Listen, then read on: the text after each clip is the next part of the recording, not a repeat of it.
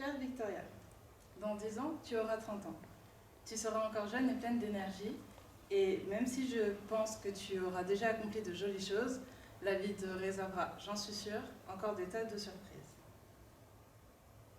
Je vais commencer par ce qui fâche, mais tu me connais, je préfère le faire maintenant et terminer sur une note plus positive plus tard, pour éviter de me mettre à pleurer et de broyer du nord pour le reste de ma journée. Est-ce que tu arrives à mieux gérer les difficultés et les obstacles? Je prends l'habitude de lire pendant ces périodes-là pour qu'il te soit plus facile plus tard de les surmonter le moment venu. Je tente de faire en sorte que la lecture puisse être un refuge dans lequel tu pourras te ressourcer, t'évader ou encore prendre du recul. Un havre de paix. As-tu élargi tes goûts littéraires? Tu te souviens de Circé de Madeleine Miller? Ce roman au sujet d'une déesse qui se transforme en mortelle, celui sur l'émancipation et l'indépendance féminine. Tu te rappelles de l'excitation que tu as ressentie lorsque tu as découvert ce personnage de la mythologie grecque et de la satisfaction que tu as eue lorsque tu as appris certaines choses à ta sœur qui connaît presque tout sur ce sujet-là? Ou encore Library Wars d'Hiro Arikawa. Tu sais, cette saga qui se déroule au Japon, dans une ère où certains livres permettant de découvrir le monde différemment sont censurés avec force, à tel point que certaines bibliothèques entrent en résistance. Je ne sais pas si tu te rappelles, mais je lis cette saga très souvent parce qu'elle me tient beaucoup à cœur, puisque c'est au sujet de la liberté d'expression. Tu te souviens du malaise qu'on a ressenti lorsqu'on s'est mis à la place de l'héroïne et qu'on a imaginé nos livres préférés censurés? Je sais que tu vas continuer sur ce chemin-là, car pour moi, à 20 ans, lire me permet d'emmagasiner des connaissances et d'envisager le monde autrement. Si ce n'est pas le cas, rappelle-toi que lire me permet de découvrir des personnes ou des personnages inspirants, formant d'une certaine façon pour nous des modèles, des personnes ou des personnages qui m'ont permis de voir les choses autrement et d'envisager de nouvelles opportunités, comme Queenie dans le livre du même nom. Je ne sais pas si tu te rappelles, tu sais, ce livre qui retrace les difficultés auxquelles une jeune femme peut faire face dans la vie, comme par exemple le racisme ou la misogynie. J'espère d'ailleurs qu'elle te fait qu'elle est encore une source d'inspiration pour toi. Et je pense que c'est le cas, car pour moi, elle m'a beaucoup touchée. Je me suis beaucoup retrouvée en Queenie et j'admire sa capacité à surmonter les obstacles, comme lorsqu'un inconnu lui touche les cheveux sans lui demander la permission, par exemple.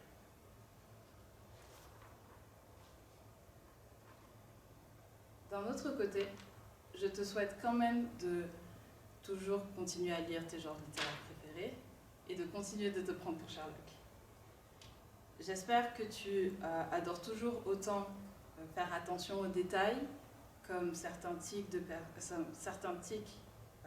langage, certains gestes trahissant les personnages,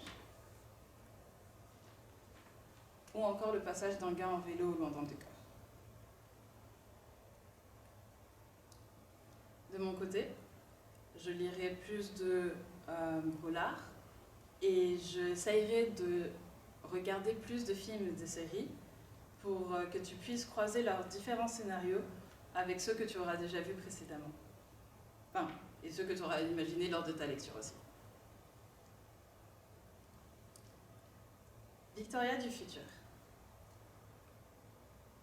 Dans 10 ans, tu auras investi dans ton propre appareil photo et t'arrêteras d'utiliser celui de ton père alors que c'est pas le tien, quoi. Tu continueras de faire de la photo et j'espère que tu auras multiplié par 10 les 90 000 photos que j'ai faites ces dernières années. Je pense que tu es plus à l'aise dans la photo de rue et que tu sais capturer l'invisible.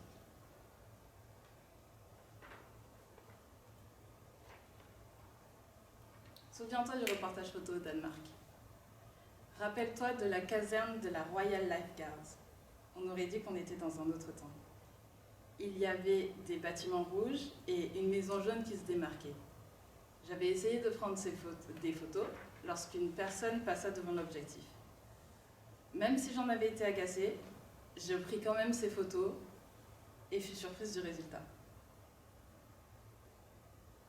D'ailleurs, j'espère que tu t'amuses toujours autant dans la photographie, qu'être ancré à 100% dans le moment présent te fait toujours autant vibrer. J'espère aussi que tu es plus réactive, que tu es plus instinctive et que tu sais t'adapter lors d'événements imprévus. Ça peut être lorsqu'un enfant sur une trottinette passe devant ton objectif, des hommes de la garde royale danoise s'ajustant mutuellement lors de la relève, ou encore des pompiers en intervention. Je sais que tu es plus attentif aux particularités des décors et aux personnes qui t'entourent. En somme, que tu révèles le réel. Pour cela, j'essaye de capturer amoureusement ce qui me touche d'une façon ou d'une autre. Ça peut être un paysage, une personne sur une moto, un livre, le contraste de couleurs d'un décor, un architecte bossant sur un projet, un chat inconnu dans mon jardin, ou encore le stand de vente de pancakes. J'espère que tu n'es plus casanière, que tu as confiance et que tu prends davantage de photos. Et j'espère aussi que tu n'as plus peur du regard des gens.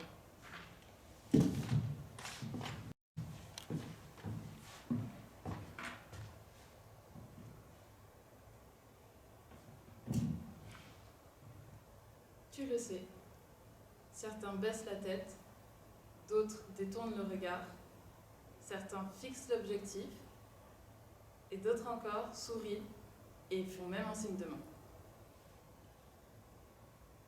Victoria ma grande, sache que actuellement, je fais de mon mieux pour que tu puisses mener une vie à la hauteur de mes espérances, et je te souhaite le meilleur. Ta Victoria.